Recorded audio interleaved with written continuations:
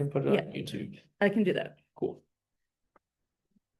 Hopefully, instructional stuff. Yeah. Geez. I'm a pure math guy, dude. This is like If your big toes are particularly large. you hide your feet. I told you before, this morning I told you. I have to hide my feet from the world. Okay. I'm with Dr. Field here. Ben is gonna put stuff down in that cup. Okay. We'll wait. You know what Gaga means? Apparently it's a geometry thing. It's a paper. Oh, It's in French. And it's by Sarah. because apparently, like, as a heads up, my analysis professor is gonna come in here and try to hijack this whole thing. It's a being about Gaga. Is Well, he? his So apparently he's fake.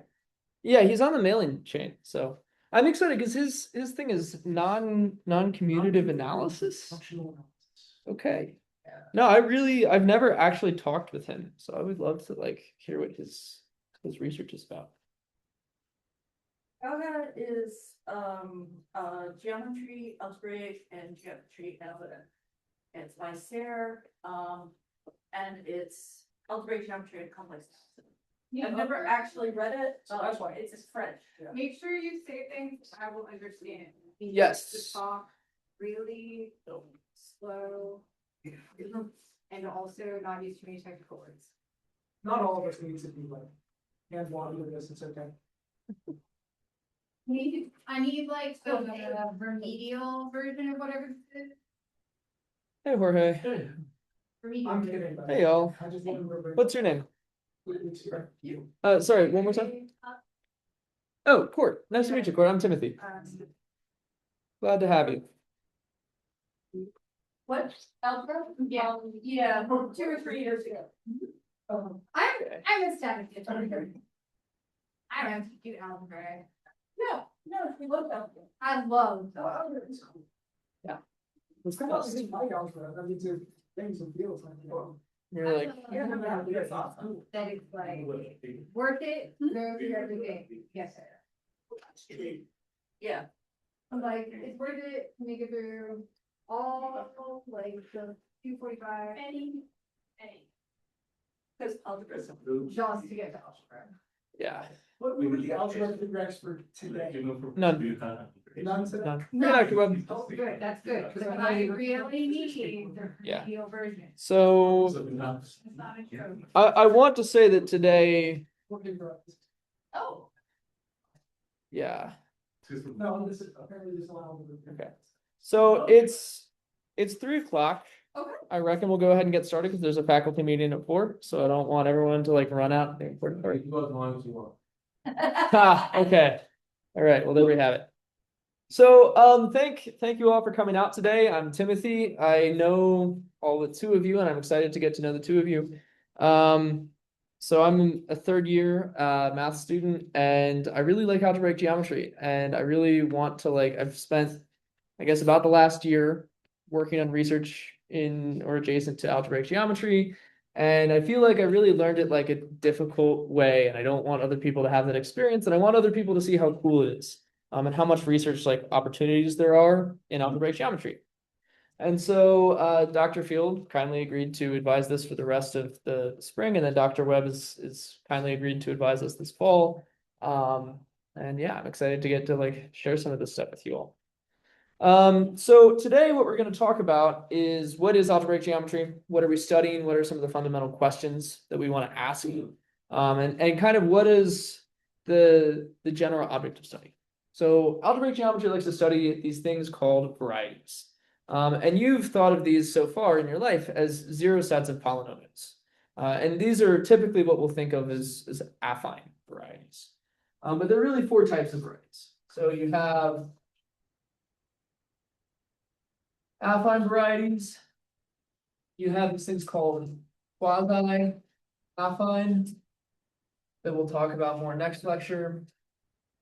You have projective varieties, and you have quasi-projective Varieties. So the quasi case we'll talk more about in lecture 2. But this business of affine versus projective is kind of actually a business of where does geometry make sense. So affine space is largely what you've worked with your whole life. When you think about solving, for roots of polynomial equations, you're talking about affine varieties. But geometrically, we want certain properties about our curves to hold up. So in general, we'll define affine space to be over the complex numbers, and we'll similarly define projective space to be over the complex numbers. And this is because we don't want to have things where our equations don't actually have roots. So any quadratic equation over the reals that does not intersect the x-axis is geometrically a problem. So we want to throw this away, and we need the complex numbers. We need all roots to polynomial equations. And then we'll define an affine space to be essentially a vector space over some field that is algebraically closed. And so for all intents and purposes, bless you.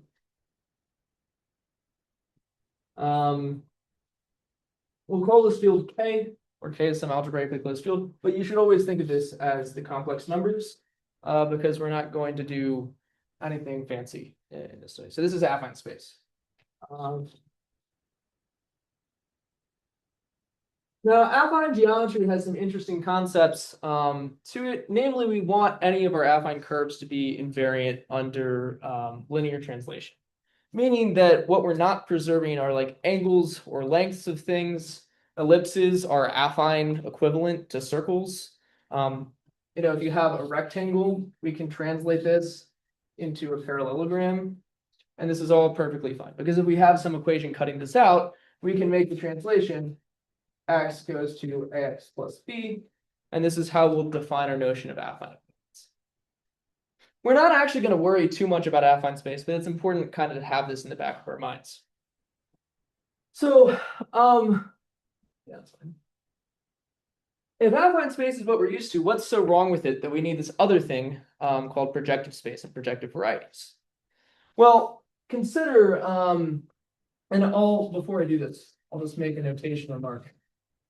So if we have a polynomial f in K over some many variables, and what I mean here is these are polynomials with coefficients in this field. So if you haven't seen this before, this is what we mean. So this is like, if we put C here, this would be a polynomial with complex coefficients. Then we say that V of f is the set of points P in our affine space, or really just in our space in general, such that f of E. So this is an affine variety. So Can you go back to when you said that it was okay? Do you mind those questions? Yeah, please. I was gonna say, you know how many questions I like to ask. When you said it was okay that we turn like a square or a rectangle into a parallelogram, why is that? Oh, what makes it okay So versus not okay? well, I mean, really, it's what we're preserving about varieties in their space. So the idea is that if you have some equation f cutting out a square in the plane, then you can replace f of x with f of ax plus b, and these will change the respective lengths of each side and then the angles between sides. I would work out. I guess, do we care what it yet or not? We're gonna care more about what projective space and projective varieties preserve, but I can talk more about this after the lecture if that's okay. Okay. Okay, any other questions about this notation before we continue? For Grant, so this is a polynomial with coefficients in K, which you should think of as the complex numbers pretty much always. Yeah. And then this is called the vanishing set of a polynomial, or an affine variety in this case. So this is just the zero set of a polynomial. We're always gonna do a complex field. Yeah. You're right with class field. We'll do that like in lecture 25. So not for Form. yeah. Yeah. Super. Yeah. Complex animal.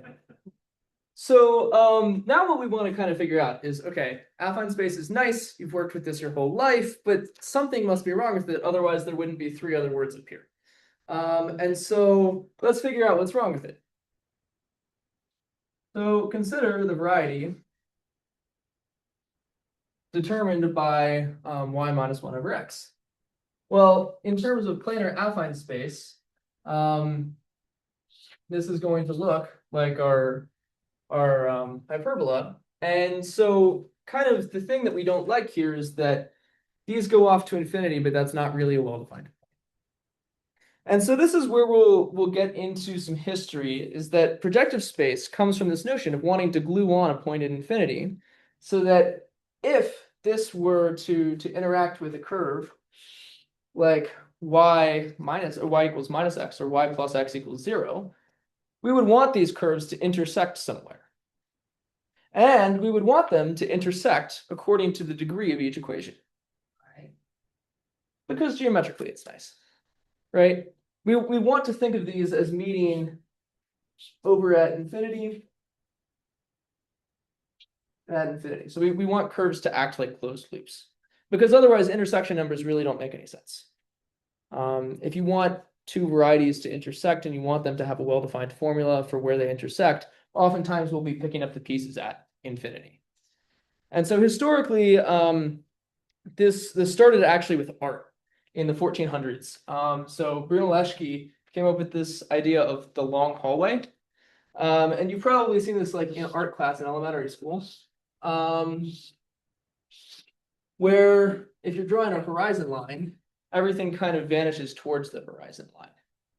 And so Brunelleschi motivated this idea that Dargaud presented in 1639, that the projective space should be this place where parallel lines meet at infinity. And thus, all algebraic curves are closed loops. Okay, so a little bit more history. This picked up in the 1640s. So Blaise Pascal proved this things about similar triangles. So the idea of planar projective geometry came from this idea of picking a point and constructing things through this point, and then picking some other point, make your triangle. And through this point, you get a projective center of perspective that when viewed from some plane down here, you can construct similar triangles on. And so Pascal came up with this notion, and then proved some things about hexagons that we won't really care about. Yes. So real quick, with that notation up there, when you're saying f is in that field adjoint and everything else, that's a polynomial ring, right? Yes, this is a polynomial ring. So then how are we defining v of y minus 1 over x? So this is the 0 set of y minus 1 over x. So this would be all of the tuples x comma y such that y minus 1 over x. But this is not a polynomial. 0. I'm not This- sure if I'm. Yeah, so okay, you're right. So this should be the right. Oh, true. Okay. Yeah, yeah.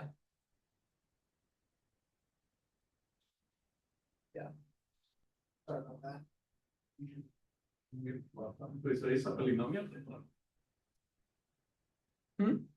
Yeah, this is a polynomial. This is our bookkeeping for where polynomials live. We're just talking about types of polynomials. But yeah.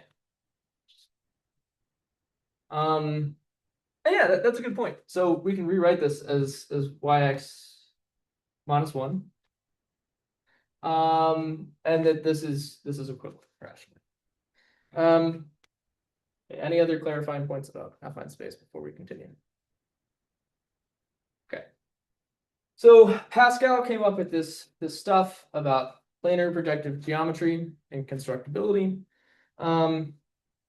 But really, projective space was realized by this guy, Poncelet, who was an engineer for Napoleon during the Napoleonic Wars.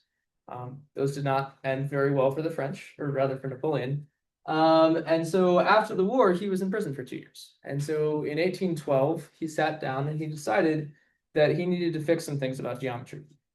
So geometry kind of had been baffled by this idea of the square root of -1 because, well, you can construct the square root of 2, but the square root of -1 sort of makes no sense from a visual construction. You can't have a picture frame whose diagonal length is the square root of -1. And so geometry had kind of left this in the dust, and I think probably to some extent ignored some of the theory of varieties. And so what Poncelet set out to do is show why the complex numbers were important and why it makes algebraic curves make sense. And then he wanted to show that geometry should be invariant under this idea of projective space. So we can consider projective geometry as living in the space where parallel lines meet at infinity, and that this all actually has nice coordinates that work out and mean something to us. But he actually didn't end up making the coordinates for this. So Mobius in 1827 came up with the coordinates for projective space that we'll introduce in a second.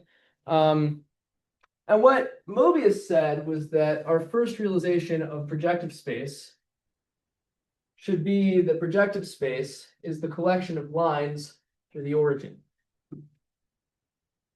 And so kind of our rudimentary definition is like pseudo definition. This should be lines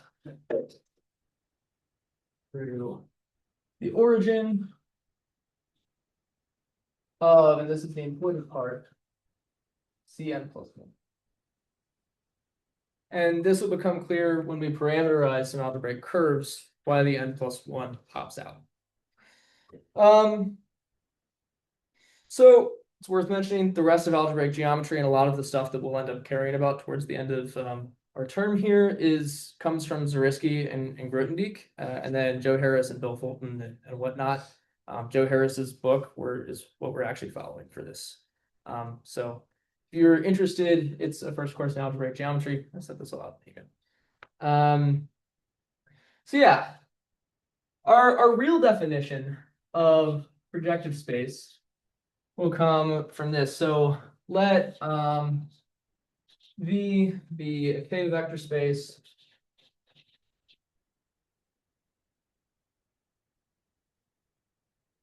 of dimension m plus 1. Then we'll define PV to be the set of points x naught through xn, where the xi are not all 0.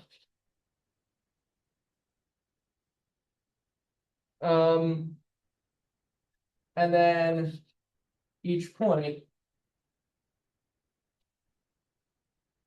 should be equal to any scalar times each coordinate where lambda is a complex number. And this is lines to the origin in Cn plus 1. And typically we'll write this as Pn plus 1. I think you want to say lambda is A. Setting this up. Yeah, And it's actually K star. yes. Very Non-zero. important point.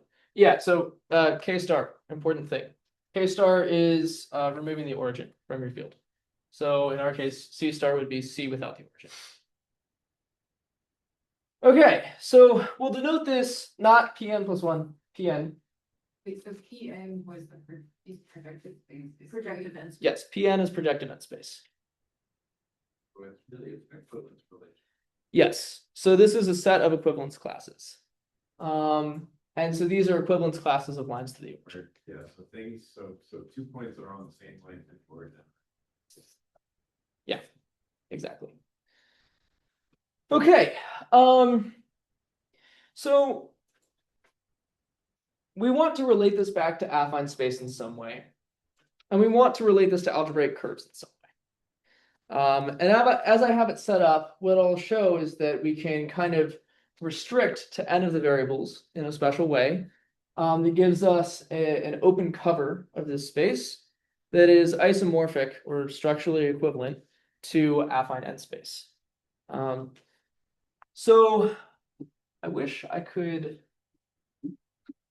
not erase. Does everybody have all of this? Can I erase this? You know, can't you go below it? Go below it. Okay. So I will erase this PN. That's kind of the way. Okay, so our construction will be this. So and I'll do this for the case U0, but you can take 0 to be arbitrary, and this will make sense in a second.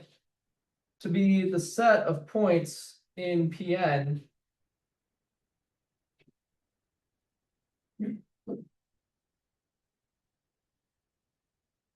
where x naught is non-zero. And so what we're going to do is we want to establish an isomorphism between U naught and AN. And I'll denote an isomorphism in general by a hooked arrow with double arrows at the end. So if you see the hooked arrow, this means an injection or a one-to-one map. If you see the double arrows at the end, it's a surjection or an onto map. Cool. We're not gonna do like monomorphisms or epimorphisms or anything like that. We're assuming that we're working in an abelian category. Or like in an abelian category, monomorphisms are injective maps, and or morphisms in the category, and epimorphisms are surjective maps in the category. Yeah. So basically, yes. Yeah, we're not worried about that. What? Like when you're writing it, 0 I, or is that?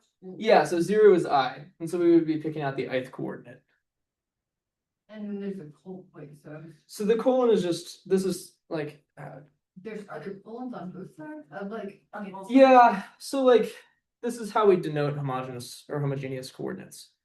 So this is just to distinguish it from affine coordinates. Yeah. So that you don't like get confused. Clearly, that's maybe less than. Can't read it from here Okay. properly because it looks like there's 2 colons. There's Okay, a colon between every pair of points. yes. There's a, okay. Yeah. There It's like- is it's there like- are X two, not there colon, in fact X are not 2 colon. colons. Yeah. Yeah. Got it, I understood. Yeah. I thought it was like, yeah, I, but it's a. Okay. So we'll call this map phi 0 or phi I respectively, and what this map will send over is from our collection of homogeneous coordinates. I'm gonna say homogeneous every now and again. I mean the same thing. My dad's an economist, and that's where I get it from. So, but what we're gonna do is, since this is non-zero, we can divide by x naught, and we'll end up with x1 through xn. And this will give us a bijection. Yes, I do.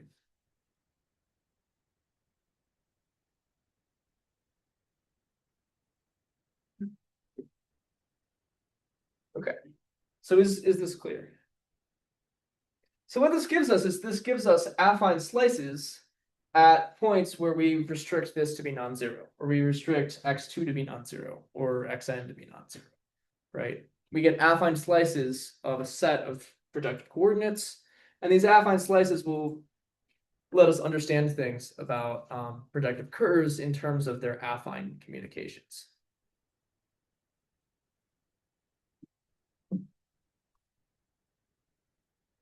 Okay.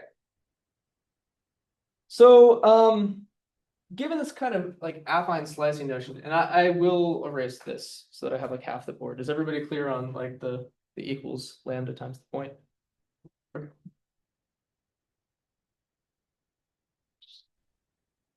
Okay, so now we want to move all of the stuff about building a space over to building projective curves.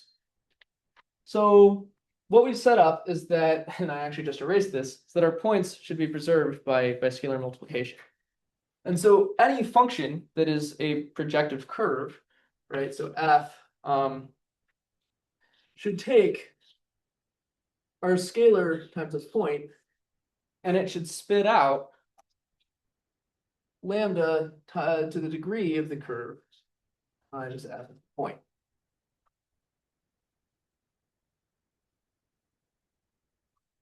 And what this really means is that every single projective curve, all of the terms of these polynomials need to be degree d. So whatever this d is, every single term has to preserve this lambda. Otherwise, we've moved from one line through the origin to a slightly different line through the origin. So for functions or for curves to be projective, they have to preserve projective coordinates. To preserve projective coordinates, we have to have all of our monomial terms be of degree d. All right, this is maybe a little abstract. So let's put some examples down. So we talked earlier about y equals 1 over x. We said that we could represent this as yx minus 1 equals 0. And to turn this into a projective curve, we're going to make a substitution. We're going to say that y becomes y over z, and then x becomes x over z. And hopefully there maps to there. And hopefully this is clear how this comes from our notion of affine slices, right? This is an affine slice of the projective curve we're about to build. And it's the slice where z is not 0, namely. And then we're going to end up getting that yx over z squared minus 1 equals 0, which is the curve yx minus z squared equals 0. And so this is our projective hyperbola. And so this is built on the affine slice where z is not 0. So what is this? Well, this is the map setting x, y, and z over to x squared, y squared, z squared, xy, yz, and xz. And so really, if we call this x0, x1, x2, x3, or just renaming coordinates, then our projective curve is, if this is in P2, this is a curve in P5 that is x3 minus x2 equals 0.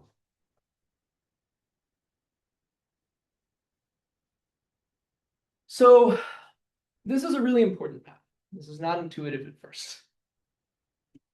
But what we've done is we've taken a projective curve in P2, so a planar curve in P2, that we can represent as yx minus z squared equals 0. And this is some linear subspace of a higher Pn. So we can take all of our nonlinear projective curves, we can map them over to be some linear subspace of a higher Pn. This is called the Varieties map. We're going to talk about this throughout this course at length. For Yeah. non-homogeneous but high degree, so if you have tacked on an x there, like yx plus x minus 1 equals 0. But that's not homogeneous. That's not homogeneous. So it's not well defined. Yeah. So yx minus 1 is homogeneous. Not yet. X, Y, minus Z squared. No. Yeah. That's what I'm- yeah. X So I minus- understand you start with a homogeneous rational function, you turn it into a non-homogeneous polynomial. So I'm not sure. If I start with an arbitrary polynomial, how do I tell? Well, so yx minus 1 is not homogeneous. Yeah. Minus 1 is degree 0. Yeah. That's what I'm saying. It's not Okay. homogeneous, so why is that one allowed to be able? No, it's not. This is not. It's not allowed. Yeah, this is not It's allowed. not allowed that space. Sure, but you do the transformation to get y to z, but what if I tack on an x or I have some other arbitrary You can always, polynomial? if you do that transformation. Yeah, you just get a different curve. Always important. Yeah, you're just going to get a different conic.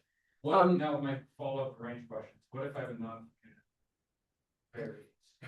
Yeah, so you were right. He is trying to hijack this. Okay, ask the question again. What if I don't have a defined notion of quotient, and I have to choose a sidedness for z? I have to multiply by inverse z on the left or right. Is there a reasonable way to always do this? Well, you wouldn't be working over a field. I am. You are? Yeah. Okay. I have no clue. Okay. I'll have to think about it. I don't either. Yeah, I'll think about it and I'll email you. Yeah, interesting question. In a sense, I don't know the total answer to this, but in a sense, you're kind of arbitrarily dividing by D in the change of variables. And so if you, I guess this one, it's, Is there like a geometric idea for division by Z? Like, Well, It's the just affine slicing. axis. Yeah. okay, yeah, I understand that. Yeah, so Do you wanna do like P3 break it into affine slices? yeah, let's do it. Maybe P3 is a bit large. Would P2 be fine? if you're doing it. Like plain? Yeah. Yeah. Yeah, so let's understand. So when I say affine slicing. When I say affine slicing, let's consider P2. So this is the set of X, Y, and Z.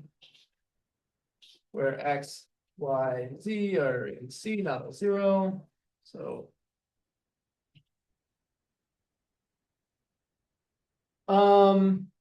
and so an affine slicing of this could be like U0, where it's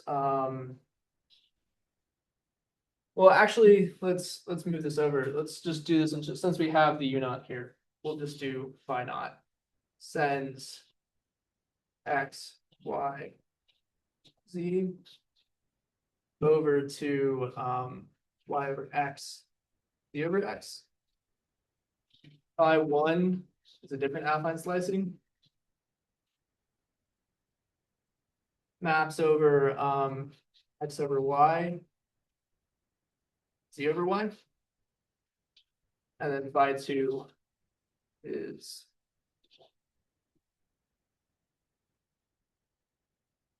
X over Z.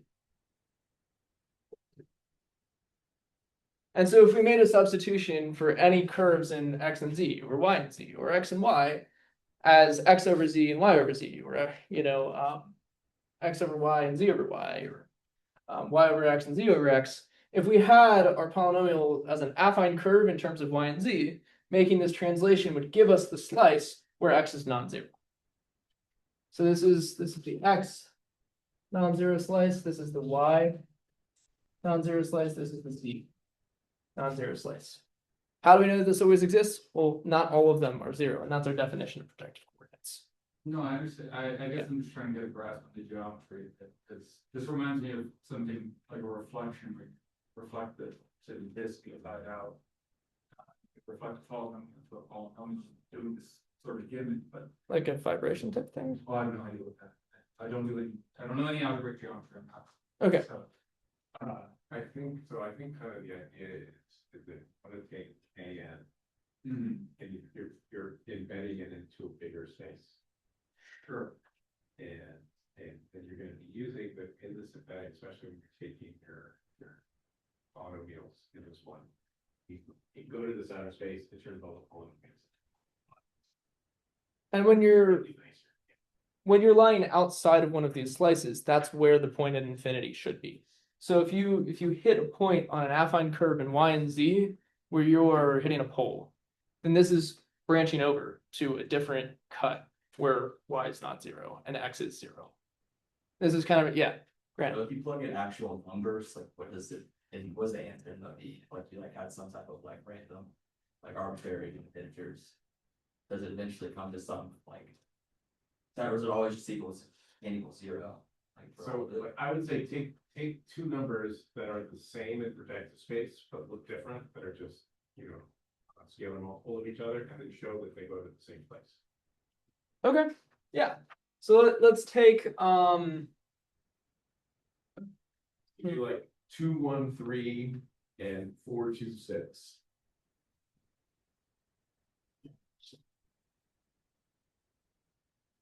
And then stick them in each of the maps.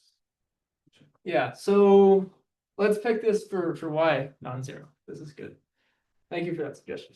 This gets sent over to 2 over 1, then 3 over 1. This gets sent over to 4 over 2, 6 over 2. And so yeah, this affine slicing gives us this preservation. Does that answer? Thanks, Dr. Webb. Does that make sense? Like, Yeah, it's like, yeah. Okay. Yeah, no, this is a very big concept, especially like, So our motivation here is, we don't want to divide by zero, so we'll jump over to a different map where. well, it's not really a different map. It's like, think of it like putting weight on n-1 of the branches. Right? Like if you're climbing a tree, this branch becomes like not sturdy anymore. It can't support the weight of the curve. It's supported by these other two. You jump over to these other two and it makes sense there. And then this one is the point of infinity. So we'll kind of fluidly throw in infinity to our coordinates at some point, and when infinity is like living somewhere, it's living here. So it gives a real natural way to interpret the point of infinity on the XY plane.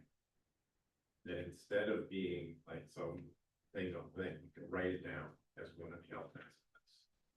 Okay. Yeah. And this is what it means to be in CN. Yes, is because Cn won't support these types of curves. Yeah. Okay, so now what we're going to do for the entire rest of this lecture, and we're definitely not going to get through all of it. So there's a lot of examples in the notes that we're not going to cover today that are worth looking through. We're going to look at examples of projective varieties.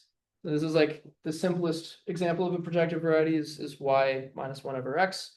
Now we'll talk about like cooler ones. So the natural one that we really want is linear algebra is nice. And we always want to like be able to turn some problem into a linear algebra problem. And so our intuition should be that if we can establish linear subspaces of projective space, that's a good thing. And I'll note that we define this as, okay, we have a k vector space of dimension n+1, PV is nice. We really want that if we have a subspace of V, W, that an injection from W into V should give us an injection from PW into PV. And so, nope, let's do this list. W into V should give an injection PW also. Right? And so this is like the easiest possible projective variety. Is that, well, yeah, this is the easiest possible projective variety. Now is like an important time to talk about dimension and this thing called codimension that maybe some of you have seen. So in algebraic geometry, dimension is like avoided until the late 19th century, so late 1800s. And it's because it's actually like really difficult to nail down what the dimension at a point on a curve is. And it depends a lot about the multiplicity of a curve with itself at a point. And you can really easily come up with examples where if you would want to define dimension in terms of like the number of tangent vectors to a point on a curve, you can't in a consistent way. And so Grothendieck introduced the notion of sheaves and schemes as a way to get around this and to really establish this. But it was like a long time before we touched dimension. And this is why I introduced linear subspaces first. Because linear subspaces are nice because they have consistent dimension and codimension. The dimension works exactly as you would think it would in terms of vectors in here. The codimension is something that might be new to some people. So codimension in y of x, if y is some linear space, x is some linear space contained in y, is the dimension of y minus the dimension of x. And so this is for y containing x. Yes, linear subspaces. So we're going to reference codimension a lot. And this is actually because intersection multiplicities can be viewed in terms of what are called, no, that's going to be too much to explain in one sentence. Let's suffice it to say that we care a lot about the codimension 1 case. So the codimension 1 case is called a hyperplane. And what this looks like is it's, the dimension of the space minus 1. And so like in P3, this looks just like the traditional Calc 3 plane that you're thinking of. And so hyperplanes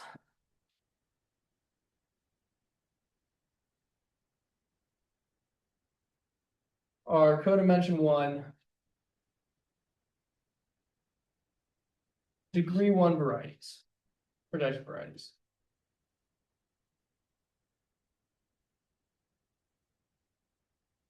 And more generally, a hypersurface is a degree D hyperplane. So you take the equation for a hyperplane, so like as an example, in E2, a hyperplane, we usually give the hyperplane class Z of a projected point P.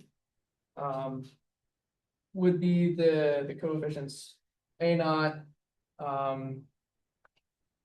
X naught plus A1, X1 plus A2, X2.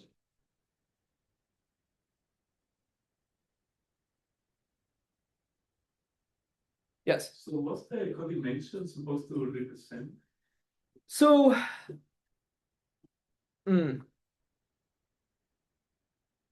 for now, it's a bookkeeping tool that behaves nicely. In about 9 lectures, it will no longer be a bookkeeping tool and it will not behave very nicely. And we will deal with that when we deal with that. Yeah.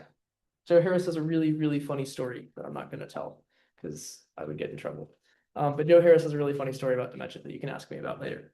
And yeah, dimension's poorly behaved, so it's co-dimension. For now, think of it as n-1. So the dimension doesn't have great notion to extend non-vector space, vector space stuff. Yeah, so consider, and it's actually not even just it's well-behaved linear subspaces. So non-singular linear subspaces. Sure, can I like throw it some sort of like small Yeah. set? So Well defined is like a notion of like generic. Yeah. Maximal dimension. Like outside some, I don't want to say measure, but effectively measure. It's that you would use Kroll dimension at a point. So if you have an ideal cutting out a point on Pn, then it would be the height of that ideal. So the length of a maximal chain of ideals. So if your ideal is nice, it's exactly what you should be. But if your ideal is something that's cutting out like the affine line doubled over at a point,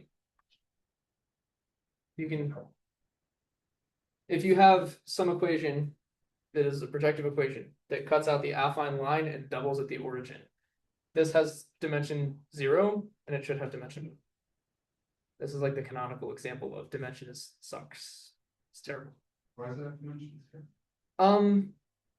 That requires more commutative algebra than I want to go through right now, but you can check out Vikil chapter 6. It's like the first thing in Vikil chapter 6. Well, I'm talking about like the standard notion of a tangent. You talk about like the notion of like how many tangent vectors that have fails.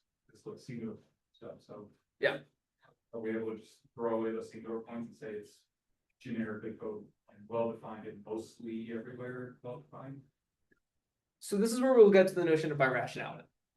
Next lecture is we'll say that if a variety is birational to a surface that is generically dimensioned something or other, then like in all points that the map is defined, it has that dimension. So there is machinery for it, but it's not really something we're going to talk about more today. Just work for non-analytic varieties. Yes, I'm only going to talk about analytic projective varieties because I don't know anything else. Yeah. Okay.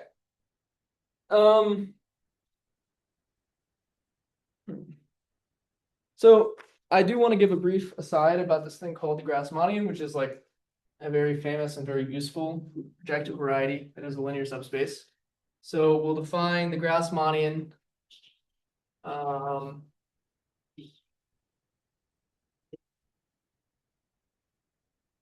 And this is, yeah. This is the same thing as. If you look at any text online, some of them will use normal G, some of them will use Math Blackboard G. Math Blackboard G is just +1 or -1, so that's the difference. But these are the set. Make sure I write this consistently with the notes.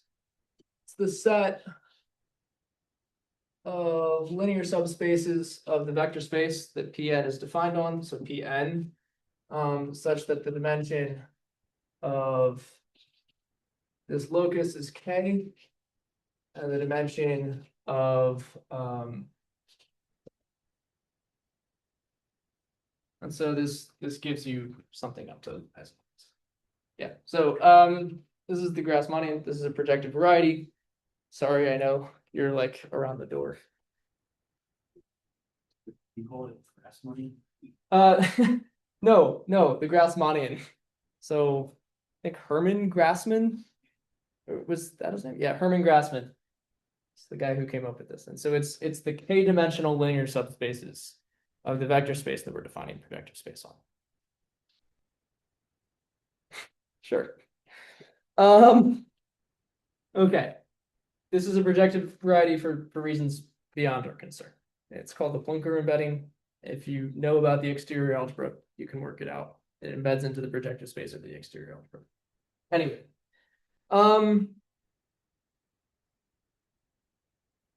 so okay. There's an example in here that's kind of neat that I think is cool to talk about. There's an example in here that's important to talk about. I'm going to bump to you all that you should read the notes that I typed up carefully. Section 1.4 on finite sets. So all finite subsets of projective space are a projective variety. And there's some cool facts that you can prove about it.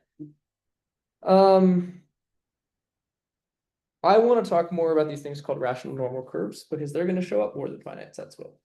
So if you're interested in learning like more, seeing more examples of projective varieties, read the notes in the overleaf file that I sent out. Am I good to erase all of this? Is anybody going to be upset at me? Ben? Okay.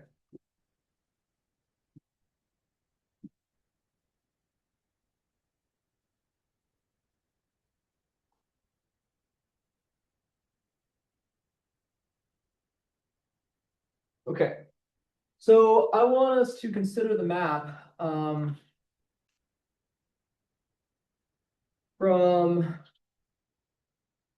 P1 to P3, sending x naught and x1 over to x naught cubed, x1, or x naught squared, x1, x naught, x1 squared, and x1. And note that these are homogeneous forms of degree 3. And when I showed the original Veronese map, you can think of this as one of those. And we'll expand on this next lecture. But this is a type of Veronese map. And we'll let C be the variety defined by the image of this map. So this is called the twisted cubic, and this is like everyone's first example of a projective variety. And so what this really is this is cut out by the zero locus of so in P3, this is cut out by the zero locus sending and the intersection.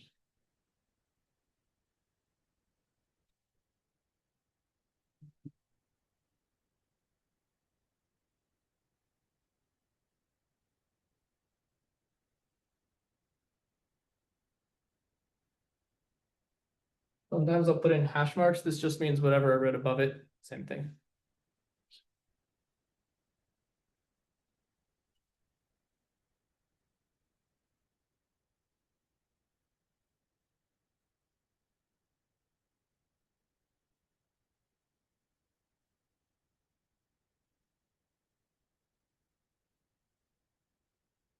And so the simultaneous zero set of these three quadric surfaces gives us this locus. So really what this means is that if you take f naught plus f1 plus f2, then and you do a little bit of algebra, you get monomial terms x naught cubed, x naught squared x1, x naught x1 squared, and x1 cubed. And so kind of the reason why, and I would talk more about this, I have some exposition written then maybe will help motivate this more heavily. It's important that this is cut out by all three of these equations. So if we stop at just one equation, we get a hypersurface. If we stop at two equations, we get the intersection of this curve, the twisted cubic, and a line.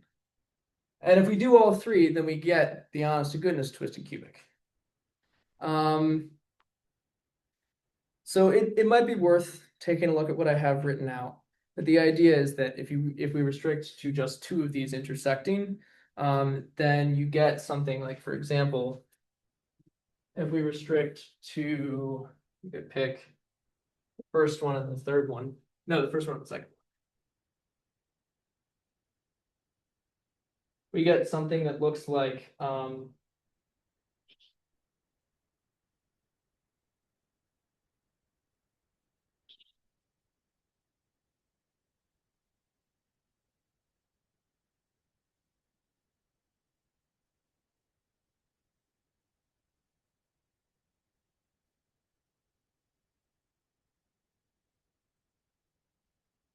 and we can rewrite this as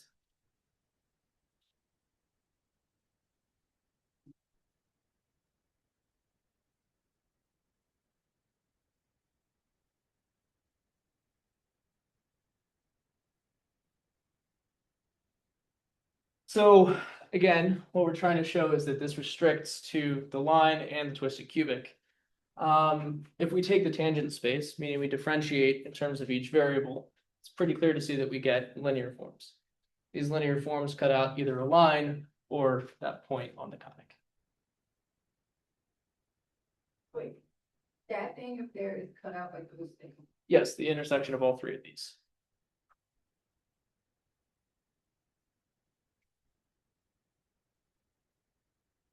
So I'm not sure I see the tangent space.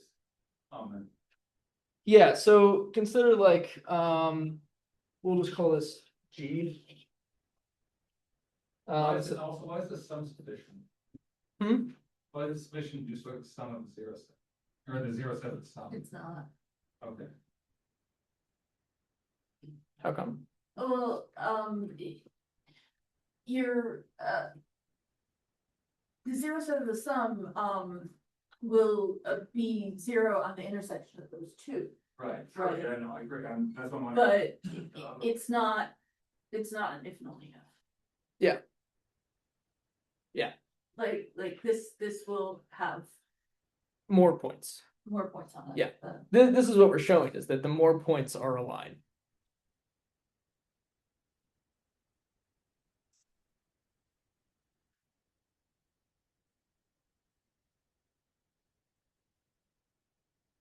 So if you picture it like this, like if this is our twisted cubic, then restricting to just two of the hypersurfaces on this intersection will give us both this curve and this line, meeting the general intersection of all three at 2 points.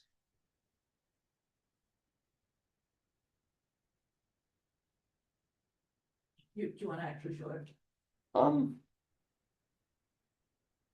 Yes. Yes.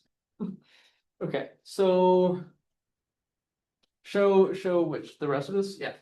So consider, I'm just calling this sum G. Differentiating with respect, I guess maybe this should be a partial. Let's differentiate with respect to x naught. Then we end up getting x2 plus x3. And then this goes to 0. So this is a linear form. Right? So this is a line all along the x naught component of this curve. And then similarly, the partial with respect to x1 gives us minus x1 plus x2, and then minus x1. And so then we end up getting minus 2x1 plus x2, which is also a linear form. And then the partial in D gives us x naught minus x1, which is also a linear form.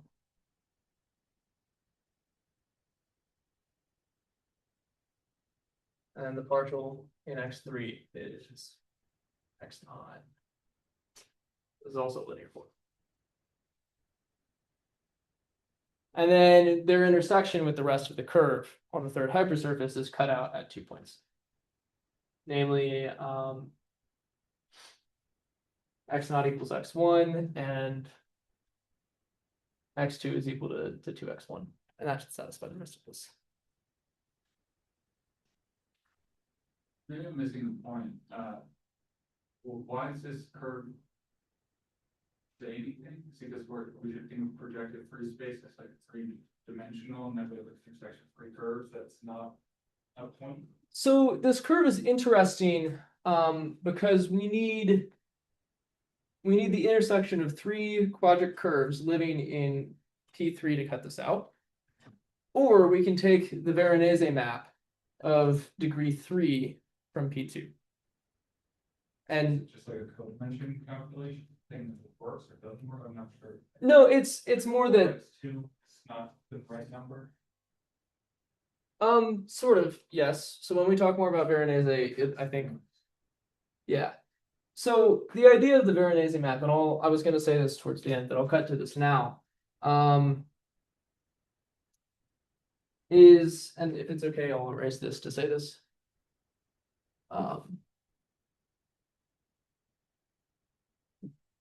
So the point of Veronese is that you want to turn something nonlinear of degree d in Pn into something linear in Pn plus d choose n minus 1. And it turns out this always works. And it turns out that this special embedding from P2 of degree d gives you this thing called a rational normal curve. And the interesting case for commutative algebra people happens in P3. So this is the Veronese map. And then the special case of the Veronese that is a rational normal is V2D. Or no, sorry, V1D. From P1 to P1 plus D, choose 1 minus 1.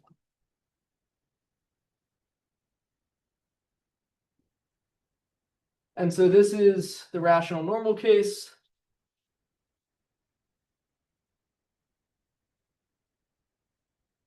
And this is the general Veronese. And the interesting thing about rational normals is the same way that these are cut out by quadratic surfaces, turns out actually all rational normal curves are cut out by products of quadratic surfaces. Or sorry, by intersections of quadratic surfaces. So these F naught, F1, F2s, more generally, if we take V1D